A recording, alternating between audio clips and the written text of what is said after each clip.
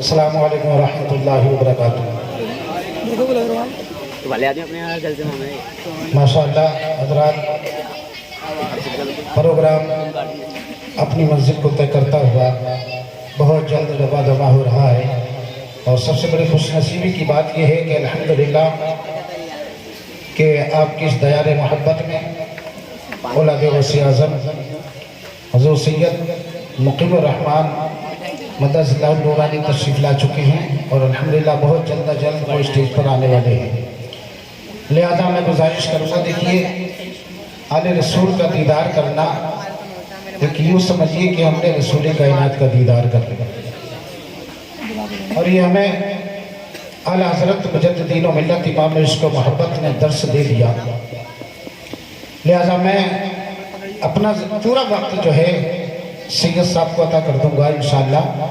10-15 minute گفتگو کر کے آپ سے میں بہت جلد از جلد رخصت ہو جاؤں گا۔ الحمدللہ الحمدللہ الذی وکفی وسلام علی عبادہ الذین اصطفی، اما بعد فاعوذ باللہ من الشیطان الرجیم، بسم اللہ الرحمن الرحیم، کل من علیہ فان ویبقى وجه ربك ذو الجلال والإكرام، آمنت بالله صدق الله مولانا العظيم وبلغنا رسوله النبي الأمين المتين الكريم، ونحن على ذلك لمن الشاهدين والشاكرين والحمد لله رب العالمين۔ جذبہ ایمان پہ کرے حسن وفا بن جائیے، تاج شاہی کے لیے دستے غدا بن جائیے، بعد میں بن لیجئے گا آپ شیخ محترم، آئیے پہلے غلام مصطفیٰ بن جائیے۔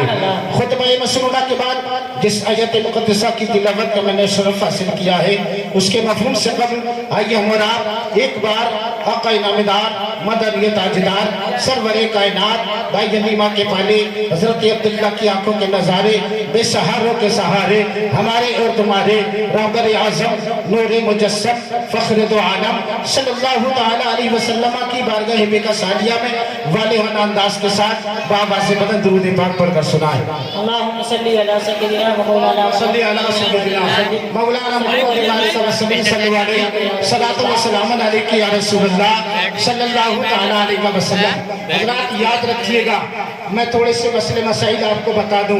سب سے پہلی بات تو یہ ہے، میں نے آپ حضرات سے جو بولا ہے وہ اپنے نبی پاک پر درود پاک پڑھنے کے لیے بولا ہے۔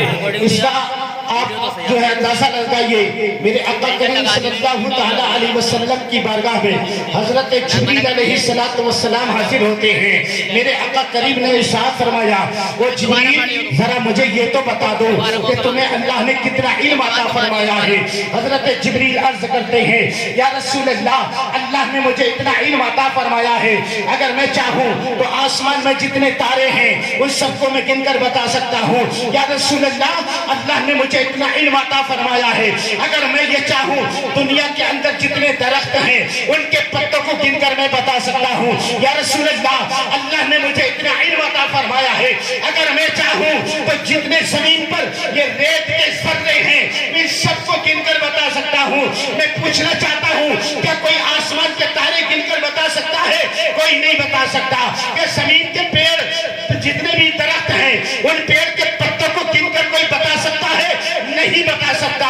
لیکن جبریل عرض کرتے ہیں، یا رسول اللہ، ان سب کو گن کر میں بتا سکتا ہوں۔ میرے آقا کریم ارشاد فرماتے ہیں، اے جبریل، کوئی ایسا علم بھی ہے جو تیری طاقت سے باہر ہے، ایسا کوئی علم ہے جو تیری قوت سے باہر ہے، ایسا کوئی علم ہے جو تیری طاقت و ہمت سے باہر ہے۔ حضرت جبریل عرض کرتے ہیں، یا رسول اللہ، ہاں ایک ذکر ہے، ایک علم ایسا ہے جو میں نہیں بتا سکتا، میری قوت سے باہر ہے، میری طاقت سے باہر ہے، میرے علم سے باہر ہے۔ آقا کریم ارشاد فرماتے ہیں، اے جبریل، وہ کون سا علم ہے؟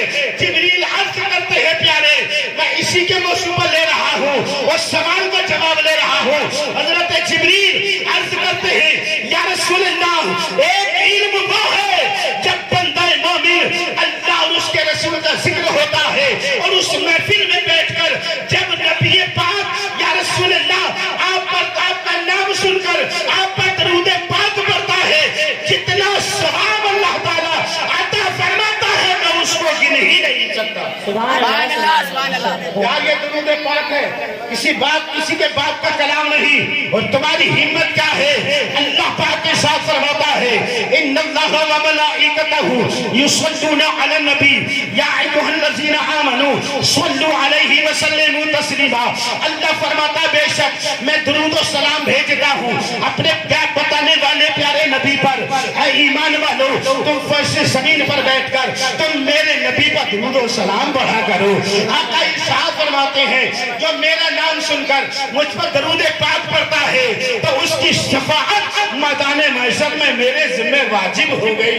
حضرات واجب کا معنی ہے ضروری. تو میرے آقا کریم کبھی جھوٹ نہیں بول سکتے. یا جھوٹ بول سکتے ہیں؟ نہیں بول سکتے. یہ ان کا ایمان ہوگا جو رسول کو چھوڑ کر نمازیں پڑھتے ہیں. یہ ان کا عقیدہ ہوگا جو رسول کو چھوڑ کر رکوع کرتے ہیں. یہ ان کا ایمان ہوگا جو رسول کو چھوڑ کر سجود کرتے ہیں. میرا ایمان تو یہ کہتا ہے اسی کے سجدے قبول ہوتے ہیں جس کے دل میں رسول ہوتے ہیں. اسی کے سجدے قبول ہوتے ہیں جس کے دل میں رسول ہوتے ہیں. ارے سارے سجدے بغیر عشق نبی باخدا وہ فضول ہوتے ہیں. باخدا وہ فضول ہوتے ہیں. حضرات میں نے آیت کریمہ تلاوت کی ہے کل من علیہا فان.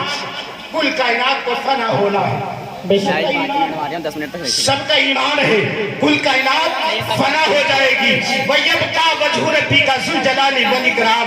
باقی رہنے والی جو ذات ہے اس کی ذات ہے پیچھے والوں. مزاج وقت کا موسم بدلنے لگتا ہے. اندھیرا چھانٹ کے سورج نکلنے لگتا ہے. عجیب آپ ہو پیچھے والوں بھی خاموش ہو کر بیٹھے ہو. میرے نبی کے نام پہ تو پتھر پگھلنے لگتا ہے. میرے نبی کے نام پہ تو پتھر پگھلنے لگتا ہے. ارے عشق نبی میں آئے تو قسمت بدل گئی. دنیا کے تخت و تاج کی چاہت بدل گئی. یہ صرف میرے خواجہ پیا کا فیض تھا جب بھی انہوں نے چاہا حکومت بدل گئی. اور محبوب رب سے مانگنے جنت گیا تھا میں. محبوب رب سے مانگنے جنت گیا تھا میں نے مدینہ دیکھا تو نیت بدل گئی. میں نے مدینہ دیکھا تو نیت بدل گئی. حضرات اکرامی تو اللہ تبارک و تعالی ارشاد فرماتا ہے باقی رہنے والی جو ذات ہے وہ صرف خدا کی ذات ہے. اللہ کا ارشاد فرماتا ہے فَبِأَيِّ آلَاءِ رَبِّكُمَا تُكَذِّبَانِ. اور اے بندو اللہ کی کون کون سی نعمت کو جھٹلا سکتے ہو؟ تم مولوی کی بات جھٹلا سکتے ہو, مفتی کی بات جھٹلا سکتے ہو, اور دنیا کی کتابوں کی بات جھٹلا سکتے ہو, لیکن اللہ پاک کے کلام کی بات جھٹلا نہیں سکتے. قرآن کو جھٹلا نہیں سکتے اس لیے کہ یہ وہ قرآن ہے. دنیا کی کتابوں میں قرآن چمکتا ہے. دنیا کی کتابوں میں قرآن چمکتا ہے. ارے قرآن میں اللہ کا فرمان چمکتا ہے. عادت بنا لے جو بھی یہ تلاوت قرآن کی, اللہ کی نظر میں وہ انسان چمکتا ہے. اللہ کی نظر میں وہ انسان چمکتا ہے. تو میں یہ عرض کر رہا تھا اللہ فرماتا ہے کہ کل کائنات کو فنا ہونا ہے. باقی جو رہنے والی ذات ہے وہ صرف خدا کی ذات ہے.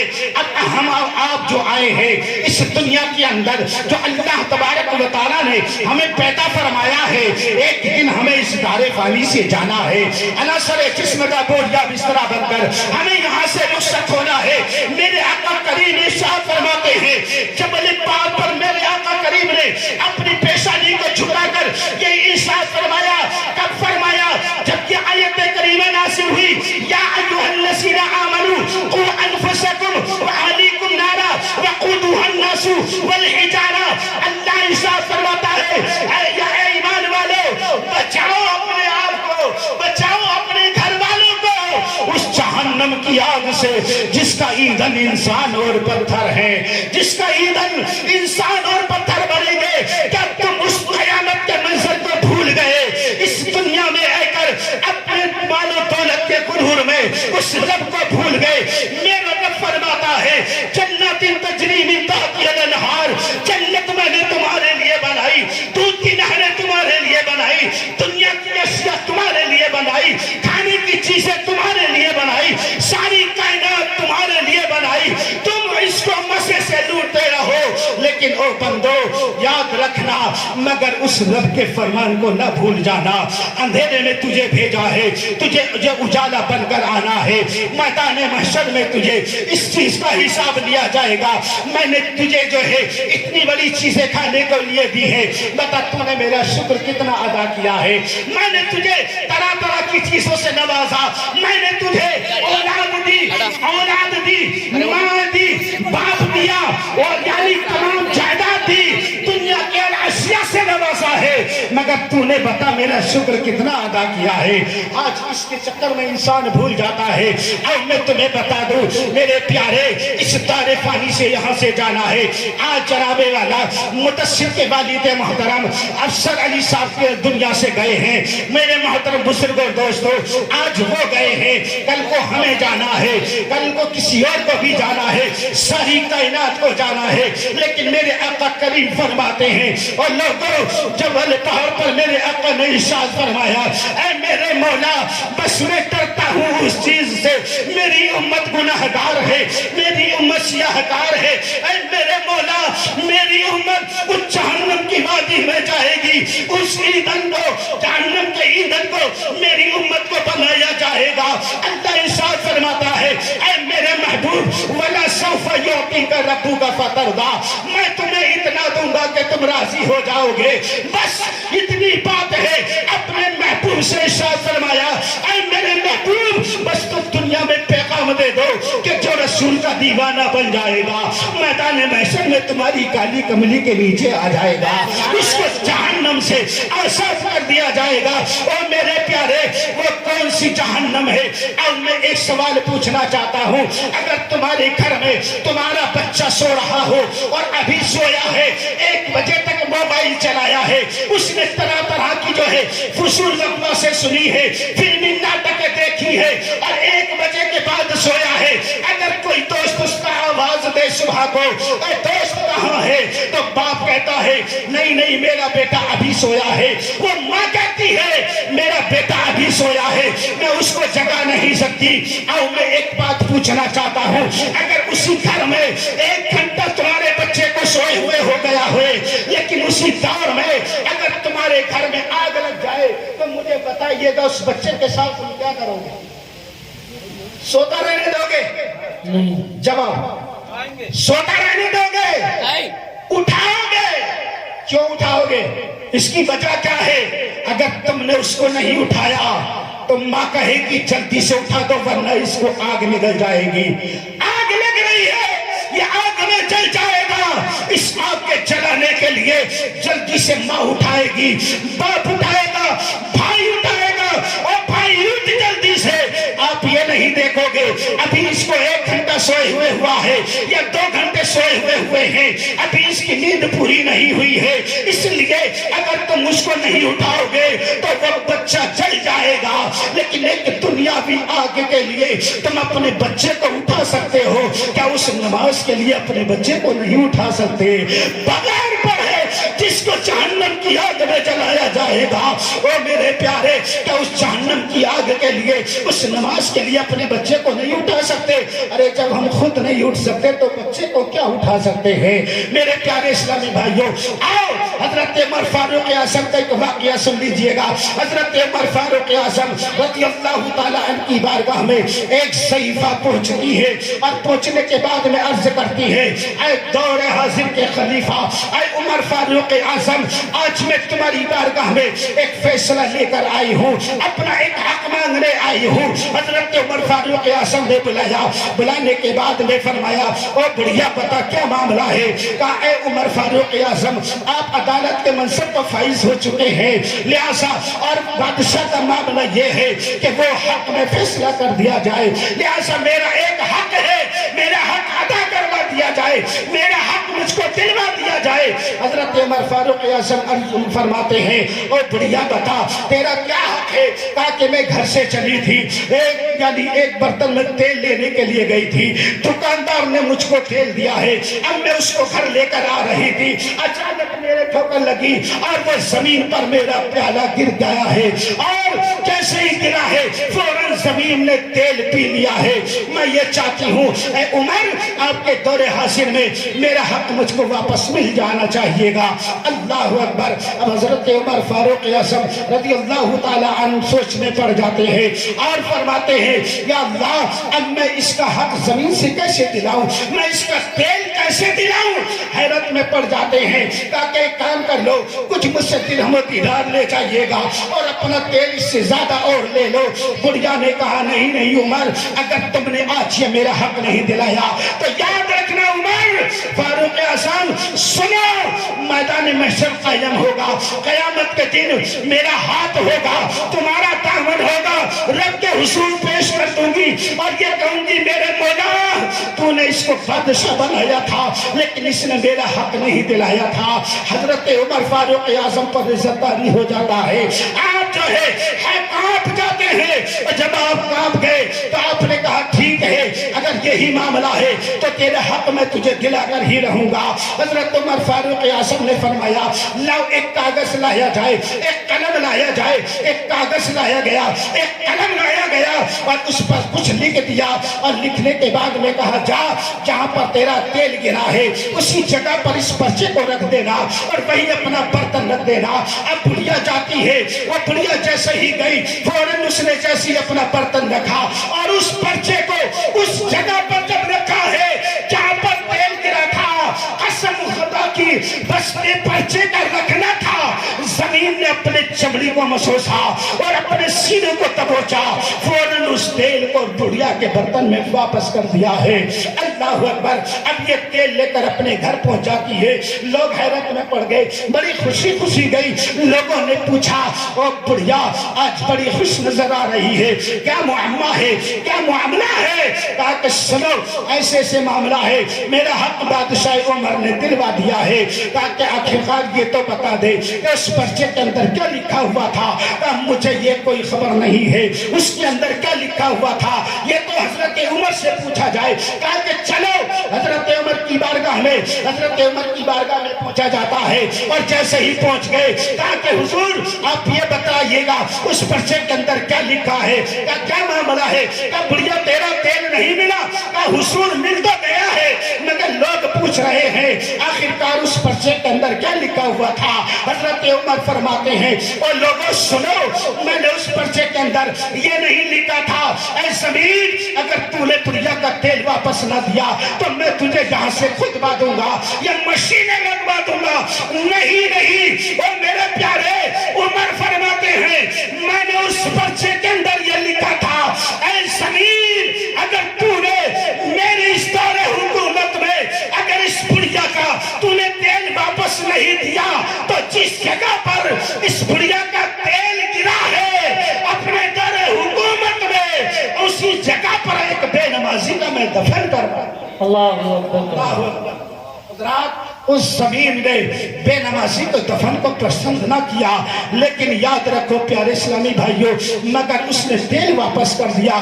آج ہم ہیں کہ جمعے کے جمعے غائب کر دیتے ہیں، نمازوں کی نمازیں غائب کر دیا کرتے ہیں لیکن کوئی پرواہ نہیں ہوا کرتی ہے۔ اور یاد رکھو اگر کاش یہ نماز وہ چیز ہے، اللہ قرآن میں فرماتا ہے ان الصلاۃ تنہا عن الفحشاء والمنکر، بے شک یہ نماز وہ چیز ہے جو بے حیائی اور بری بات سے روکتی ہے۔ یہی نماز تمہیں قبر کی منزل تک لے جائے گی، یہی نماز تمہارے منکر نکیروں کی سوالوں کا جواب بن جائے گی، یہی نماز جو 500 برس کے راستہ ہے وَإِن مِّنكُمْ إِلَّا وَارِدُهَا جو 5 سے زیادہ باریک راستہ ہے، یہ تمہارے لیے نماز یہی سواری بن جائے گی، یہی نماز یہ ماں باپوں کی فرما برداری بن جائے گی، یہی نماز بڑوں کا ادب احترام بن جائے گی۔ یہ وہ اسلام ہے۔ ارے اسلام آج بھی ہے، کل بھی تھا، آج بھی ہے، قیامت تک رہے گا۔ اور میرے پیارے ارے اسلام تھا، اسلام ہے، اسلام رہے گا۔ مگر یاد رکھو اللہ خود قرآن میں جب فرماتا ہے سب سے زیادہ پسندیدہ جو دین ہے اللہ کے نزدیک وہ دین اسلام ہے۔ یہ دین اسلام ہمیں کیا کہنا سکھاتا ہے؟ اگر میرے پیارے آخر میں ایک بات عرض کر دینا یہ چاہتا ہوں، وہ میرے پیارے یاد رکھنا اگر ہمیں مرنا ہے تو مرنے سے پہلے ہمیں موت کی تیاری کرنی ہوگی، ہمیں قبر کی تیاری کرنی ہوگی، ہمیں پل صراط کے راستے کی تیاری کرنی ہوگی۔ جانتے ہو پل صراط کیا ہے؟ پل صراط جنت जन्नत का रास्ता है, नीचे जहन्नम है, उसके ऊपर जो है जन्नत का रास्ता है। वे नमाजी अगर होगा वही रह जाएगा, और जो नमाजों को पढ़कर जाएगा वो पुल सिरात पर पार हो जाएगा। अपने माँ बाप का फरमा बरदार जो है जन्नत में चला जाएगा, बाकी जो नाफरमान है वो जहन्नम में गिर जाएंगे। आज हमने नाफरमानी शुरू कर दी है। और मेरे प्यारे, जन्नत न मांगो बल्कि तुम एक काम कर लो। अल्लाह के प्यारे नबी इरशाद फरमाते हैं, जन्नत तुम तलब न करो बल्कि काम ऐसे कर लो जो जन्नत तुम्हें खुद तलाश कर ले। आओ मैं तुम्हें बता दूं, हजरत बायजीद बुस्तामी रहमतुल्लाहि ताला अलैहि है, कब्र में पहुंचते हैं, कब्र में मुनकर नकीर आए और सवाल करने लगे, मन रब्बो का, बता तेरा रब कौन है। हजरत बायजीद बुस्तामी खामोश है, कहा कि हम सवाल कर रहे हैं, मन रब्बो का, बता तेरा रब कौन है। हजरत बायजीद बुस्तामी रहमतुल्लाहि ताला अलैहि फरमाते हैं, मन अंतुम, फरिश्तों तुम बताओ तुम कौन हो। कहा कि ये उल्टा सवाल हमसे कर रहे हो। कहा हाँ हाँ, कहा कि हम फरिश्ते हैं, अल्लाह ने हमें भेजा है, हम आसमान से आए हैं। कहा कि आसमान से जमीन पर आए हो, किस लिए आए हो। कहा तुमसे सवाल करने के लिए आए हैं। कहा ओ फरिश्तों किसने भेजा है। कहा हमें रब ने भेजा है।